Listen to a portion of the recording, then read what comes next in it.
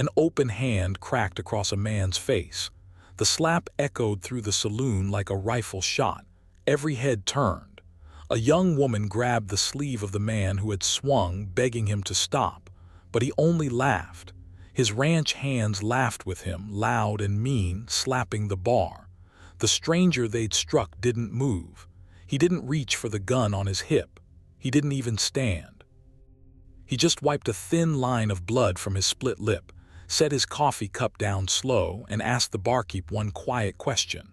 "Who is that loud man?" The barkeep leaned in close and whispered the loud man's name right back to him. And the stranger, a trail-worn cowboy named Boone Calloway, only nodded. What Boone did in the next 5 minutes would leave that whole saloon white as bone. Stay with me on this one. Now let me take you back a few minutes, back to before that hand ever swung, because you need to see what walked into that saloon first. A man rode into Abilene just past noon. He rode slow, the way a man rides when nobody's waiting on him and he's got nowhere he has to be. The dust of 100 miles was baked into his coat, and under him walked a blue roan mare with one clouded eye, a mare that limped just slightly on her off hind leg, the way an old soldier walks. He called her Juniper. She was the only thing in the world he talked to soft.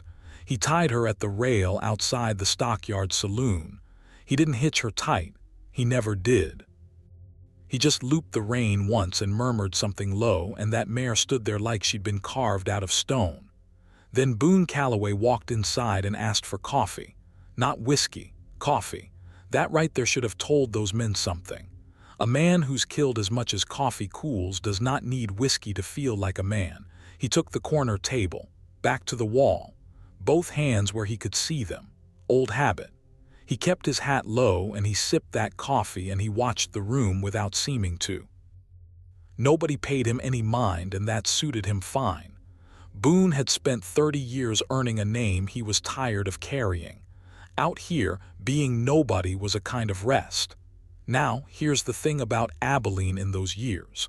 The whole town belonged to one man, more or less, Silas Rourke. Cattle baron. He ran 10,000 head across grass that used to belong to other people, and he ran the men who worked it, and he ran the sheriff too, if you want the truth of it. When Silas Rourke walked into a room, the room got smaller. He liked it that way. He came in loud that afternoon. You could hear him before you saw him, that big barking voice bouncing off the street. He had 8 or 9 ranch hands trailing behind him like a pack of dogs, and he had a girl by the arm, his daughter, Della. Maybe 22, dark-haired, dressed too fine for a stockyard saloon, with the look of somebody who'd learned a long time ago to keep her eyes down and her mouth shut. He wasn't holding her arm gentle. He was steering her, showing her off and shaming her at the same time, the way some men do to the people they own. Silas was 3 drinks into the day. He was the kind of drunk that needs a crowd, needs somebody to be smaller than him so the whole room can watch it happen. He shouted for whiskey. He shouted for his men. He threw coins on the bar and laughed at his own jokes before he finished them. And his men laughed right along, every one of them, because their pay came out of his pocket and their courage did too. Della saw Boone before her father did. She saw the quiet man in the corner, the one who didn't look up when Silas got loud, and something in her face changed, because she'd seen this before. A quiet man was a target. A quiet man was an insult just by sitting there because he wasn't afraid, and Silas Rourke could not abide a man who wasn't afraid of him. She tried to steer her father toward a table on the far side. She tugged his sleeve, said something soft, tried to laugh like it was all a game. But Silas had already spotted the stranger, and a slow, ugly grin was spreading across his face. Understand something. Boone Calloway had walked away from more fights than most men ever start. Not because he was afraid, because he had learned that a man like him ends a fight in a way that can't be taken back, and he was tired of things that can't be taken back. He'd buried enough of them. So he kept his eyes on his coffee and he hoped, the way tired men hope, that this loud fool would find some other way to entertain himself. He would not. Silas crossed the floor with his men fanning out behind him. He planted both fists on Boone's table and leaned down close, and that whole side of the saloon went quiet to watch. "You," Silas said, "I don't believe I know you." Boone looked up slow. "No," he said, "you don't." "You drinking coffee in my town." Silas laughed and looked back at his men, and they laughed on cue. A grown man. Coffee. "Della, come look at this. Come look at the sad old drifter drinking his little cup of coffee." Della didn't move. She'd gone pale. Boone set the cup down. "Mister," he said, and his voice was easy, almost kind, "I don't want any trouble. I'll finish this and I'll be gone by dark. You won't ever see me again." That was Boone giving him the door. A wide, open, easy door right out of the whole thing. All Silas had to do was walk through it. But Silas Rourke had a crowd, and a crowd is a terrible thing to disappoint. "You hear that, boys?" he crowed. "He don't want trouble, big fella like this, and he don't want trouble." His grin curdled into something meaner. "Well, now I'm curious, just how much a man'll swallow before he stands up." And that was when he did it. In front of his daughter, in front of his men, Silas Rourke swung his open hand and slapped Boone Calloway across the face, hard enough to snap his head sideways, hard enough to split his lip against his teeth. The saloon roared. The hands howled and pounded the bar. Della cried out and grabbed her father's arm, begging him, "Please, we should go," and Silas shook her off like she was nothing. And Boone did not move. He sat there, one heartbeat, two. The blood came up on his lip, a thin red line, and he let it. He didn't touch his gun. He didn't ball his fists. He turned his head back to level, slow, and he looked up at Silas Rourke with an expression that was not anger. That was the thing. It wasn't anger. It was almost sorrow. The look of a man who has just watched someone step off a cliff and knows there is nothing left to do but wait for the ground. Then he reached up with one finger, wiped the blood from his lip, looked at it, and wiped it on his trouser leg. He picked his coffee back up, took a sip, set it down, and he raised a hand, calm as Sunday, and signaled the barkeep over. The whole room leaned in. They thought he was going to complain to the barman. Silas was grinning like Christmas. Boone didn't complain. He just tilted his head toward Silas and asked, quiet enough that only the nearest men caught it, "Who is that loud man?"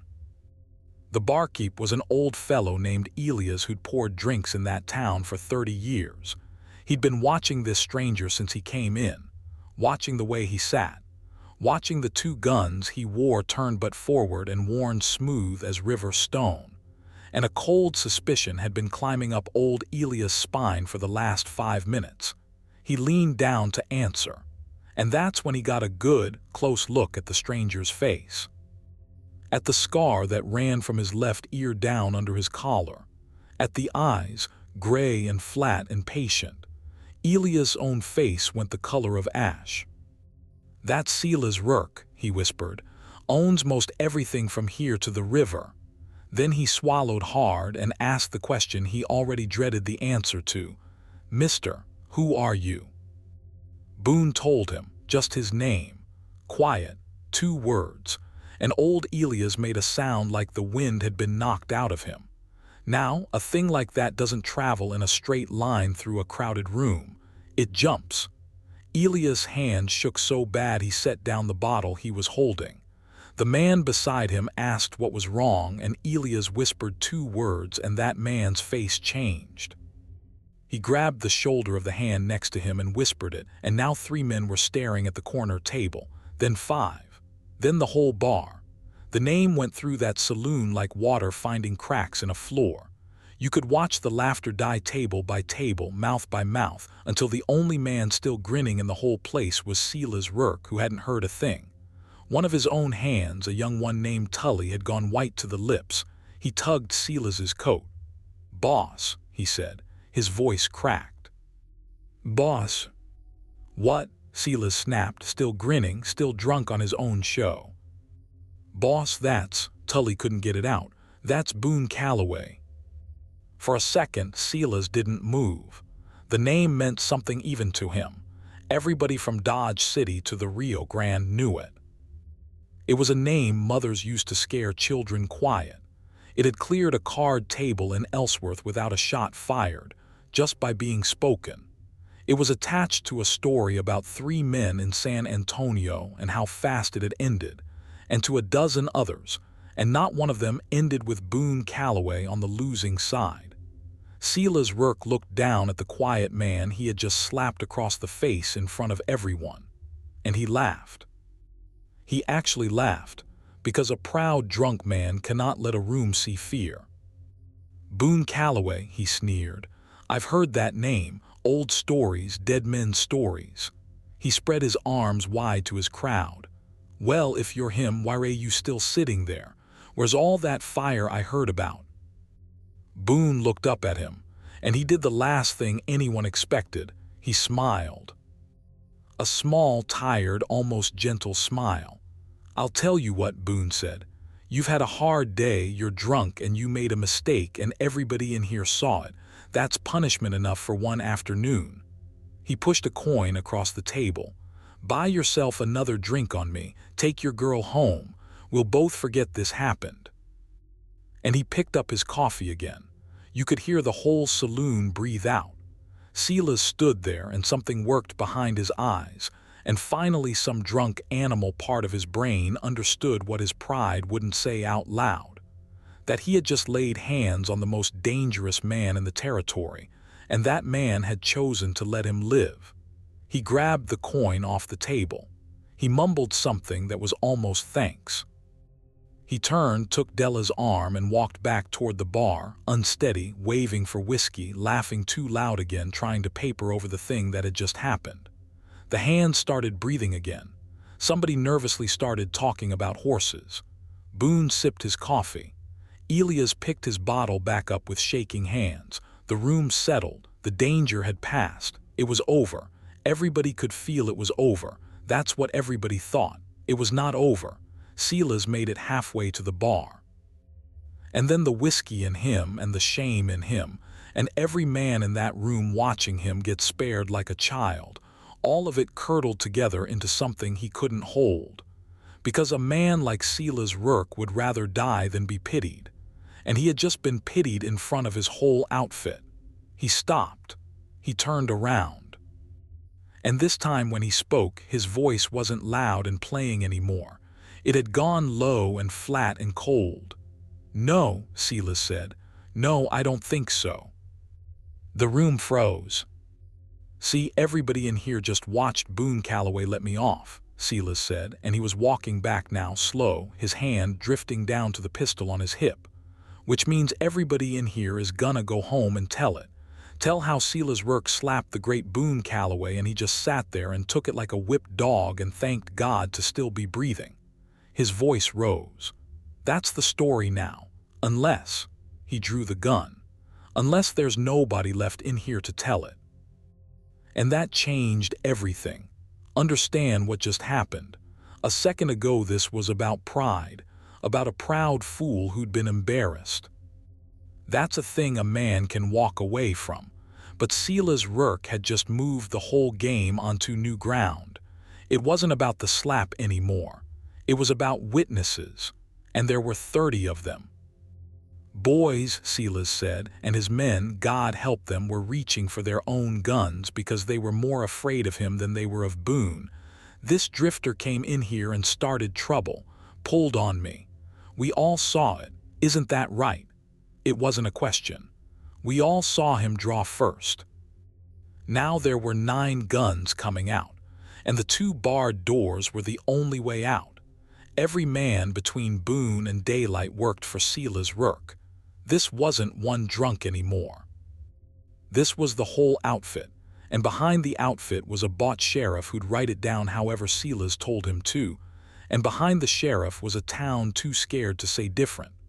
One enemy had just become a system, and Boone Calloway was sitting alone in the corner of it with a cup of coffee going cold in his hand. If you're still with me, and I hope you are, go ahead and hit that subscribe button, because what happens next is the part they'll be telling in that town 100 years from now. Now, watch what Boone did. He didn't stand up fast, he didn't shout. He set his coffee down one more time and he looked around the room, slow, counting. Not counting guns, counting people, the barkeep. A card player froze in mid-deal. A woman by the stairs. 2 old-timers by the stove. He was counting the folks who didn't work for Sila's, the ones who'd catch a stray bullet in a room this size. Then he found Della. She was standing behind her father with both hands pressed over her mouth, and her eyes were locked on Boone, and she was shaking her head, no, no, no. And Boone read something in her face that changed the shape of everything that came after. He'd meant to end this the fast way, but she was standing right there in the line of it. And she was looking at Sila's, this cruel, drunk, ruined man, and there was terror in her eyes, yes, but something else underneath it Boone hadn't expected. There was love. Sila's, Boone said, and his voice cut through the room like cold water. Your daughter's standing behind you. You point those guns at me, some of that lead goes through me and finds her. You want that. You want to bury her over a slap. Sila's hesitated, just a flicker. Della, Boone said, still soft, still not moving, come over here to me, away from the guns. And here's the thing that told Boone everything he needed to know about who the villain in this room really was. Della didn't run to safety. She ran to her father. She threw both arms around Silas's gun arm and held on and screamed, Papa, please don't do this. He let you go. Why can't you just let it be? Not for herself, for him. She was trying to save the man who'd shamed her, dragged her, thrown her aside not 5 minutes past. Sila's tried to shake her loose and she wouldn't come loose. And in the struggle, that young one, Tully, got a nervous finger on a nervous trigger. The gun went off. The bullet went wide, buried itself in the wall by the stairs, and the woman standing there screamed. But that one shot broke the whole dam, because now guns were up and hands were shaking and everybody was one twitch from a bloodbath, with a girl right in the middle of it. And that is when Boone Calloway finally stood up. I won't dress it up for you. It happened in about 4 seconds, and later, not one man in that room could tell it the same way twice. Boone came up out of that chair, and the table went over and both his guns were in his hands before the chair hit the floor. He didn't fire into the crowd. That's what you have to understand. A lesser man would have. He put his first shot through the wrist of the man on the far right, the one already leveling on him, and the gun spun out of that ruined hand. His second shot took the pistol clean out of the grip of the man beside him.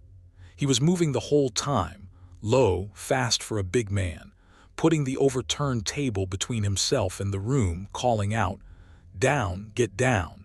Everybody not holding iron, get down on the floor." Tully raised his gun again, shaking, crying almost, and Boone shot him through the meat of the shoulder, spun him around and dropped him, alive, screaming, but alive. 2 more hands fired and missed wild, and Boone put them both down with shots to the leg, precise as a surgeon, and they folded up howling. The rest threw their guns down and put their hands in the air because they had seen enough. In 4 seconds, Boone Calloway had emptied that room of every fight in it, and there was not one dead man in it.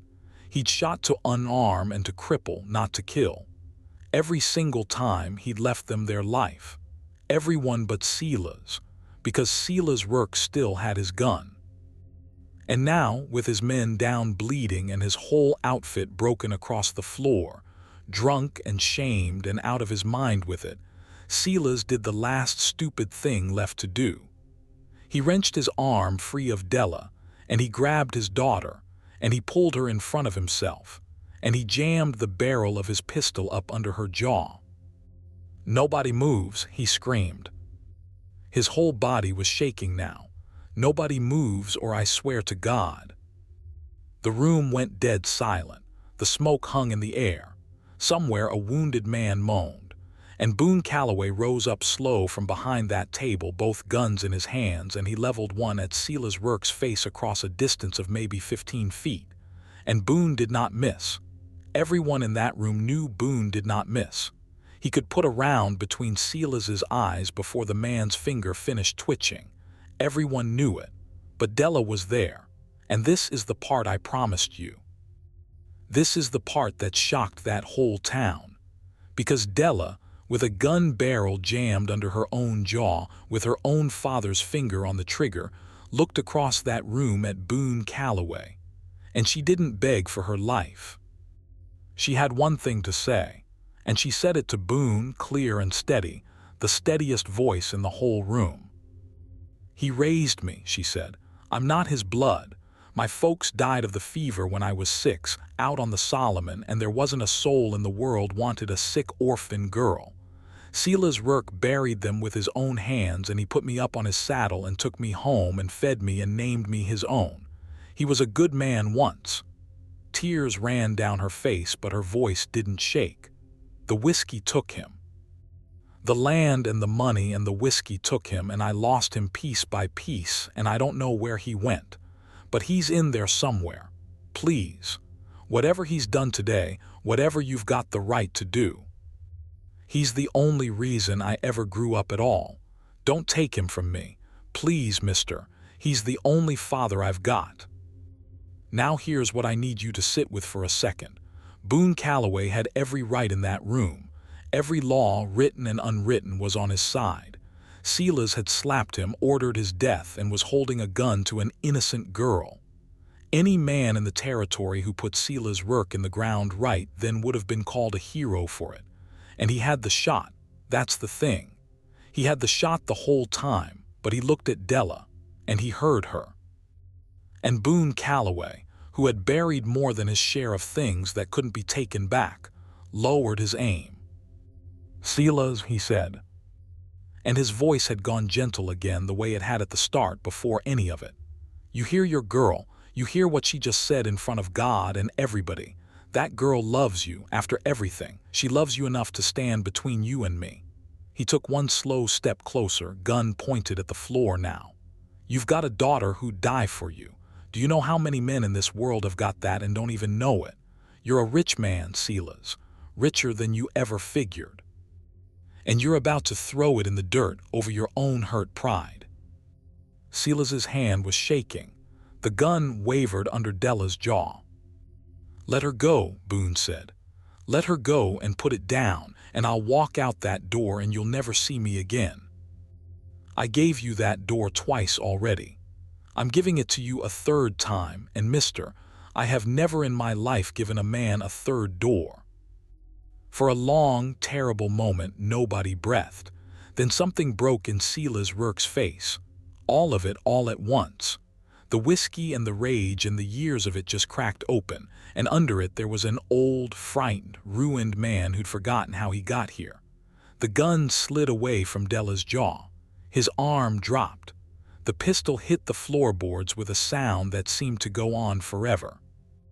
And Silas Rourke sank down onto his knees in the middle of his own saloon, and he put his face in his hands, and he wept like a child in front of every man who worked for him. Della caught him. Of course she did. She went down on her knees and caught her father in her arms and held on while he shook, saying, "It's all right, Papa. It's all right. I've got you," over and over, though God knows it wasn't all right, not any of it. But that's what love does. It says it's all right in rooms where nothing is.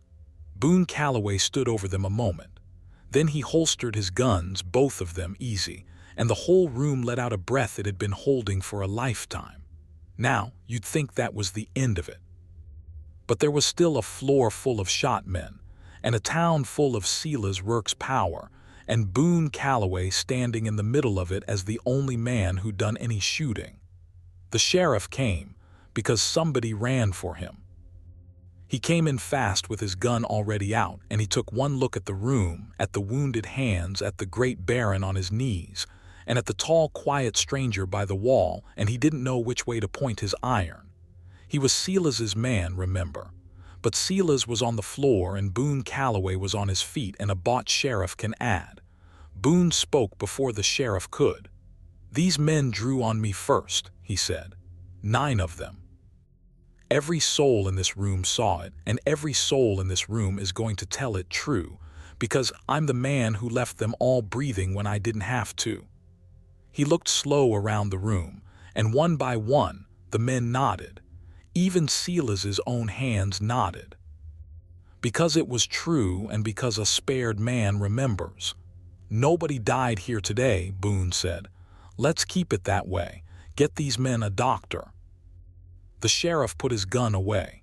He'd gotten the message. Whatever the ledger said about who owned this town, the arithmetic of that room had changed, and he was smart enough to know it. They carried the wounded out to the doctors. Every one of them lived, by the way. Tully, the young one, he lived to be an old man, and he told the story of that afternoon right up until the day he died, and he always ended it the same way. He always said, "That man could have killed every one of us, and I still don't rightly know why he didn't. But you know why." Because Boone Calloway had spent 30 years learning that the fast way is the coward's way, that any fool can pull a trigger, and that the hardest thing a strong man ever does is choose not to. They got Silas up off the floor. He wasn't loud anymore. He wasn't much of anything, just a hollowed-out old man leaning on his daughter's shoulder. But before they took him out, he pulled away from Della and crossed the room to Boone, slow, unsteady, and stood in front of the man he'd slapped, and he couldn't hardly meet his eyes. "I don't," Silas started, and his voice was wrecked. "There's no words for what I—" "No," Boone agreed, "there aren't." Silas nodded. He looked down, and then he said the truest thing he'd said in years. "You gave me back my girl," he said. "I had a gun to her head. My own girl, and you gave her back to me." He looked up. "Why?" Boone thought about that a moment. "Because she asked me to remember you were worth it," he said. "So do me one thing, Silas Rourke, go be worth it. You've got a debt to that girl you'll die paying and never finish. Get sober, start today, start walking out that door." He put one hand on the old man's shoulder just for a second. "That's the only sentence I'm handing down. Now go on home." And Silas Rourke went home. They say he never took another drink. I can't swear to that. That's just the story the way the old-timers in Abilene still tell it. But they say the great cattle baron came out of that saloon a smaller and a better man, and that he spent the years he had left trying to be somebody his daughter didn't have to make excuses for. They say he sold off half the land he'd stolen and gave some of it back. They say Della married a good man and Silas walked her down the aisle sober and weeping, and that when he died some years on, he died in his own bed with her holding his hand, and the last thing he said was her name. As for Boone, he didn't stay for any of that. Of course he didn't. That was never his story to be in. He walked out into the light of that Kansas afternoon, and he untied that one-eyed blue roan mare from the rail, and he murmured something low to her the way he always did, and she leaned her old head against his chest. Della came out after him. She caught up to him at the rail. She didn't have any words either, not really. She just looked up at that big, scarred, quiet man who'd walked into her town a stranger and walked back out having handed her back her whole life. "Thank you," she said, "isn't enough." "It's plenty," Boone said. He swung up into the saddle. He looked down at her, and for a second something almost like a smile crossed his face. "You did a brave thing in there, standing where you stood, saying what you said. Braver than any gun I ever saw drawn. Your father owes you everything, but you don't owe him a thing, you hear me? You loved him because you chose to. Don't ever let anybody tell you that made you weak. It's the strongest thing I saw all day."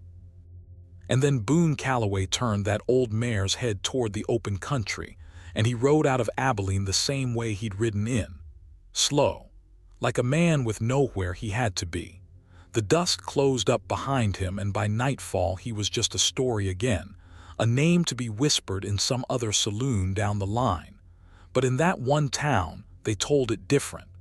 In Abilene, they didn't tell it as the story of the fastest gun in the Teritorr. They told it as the story of the loudest man in Kansas, who slapped a stranger just to make his men laugh, and how that one slap cost him everything he thought he was, and gave him back the only thing that ever mattered. They told it as the story of a girl who loved a broken man enough to stand in front of a bullet for him. And the way they always ended it, the old-timers, was this. They'd lean in, the way old Elias leaned in that first afternoon, and they'd say it quiet. The most feared cowboy in the Teritorr rode through here once.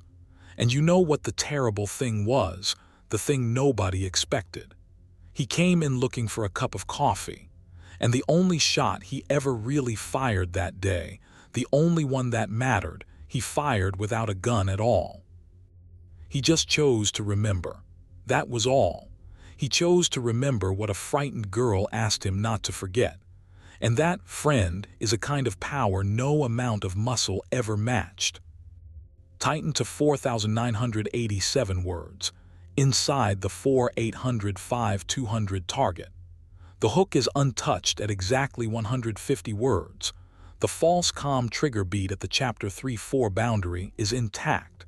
The CTA still lands right after the first payoff, and the closing lines are preserved word for word. The trimming came from redundant connective phrasing and doubled descriptions in the body, not from any story beat.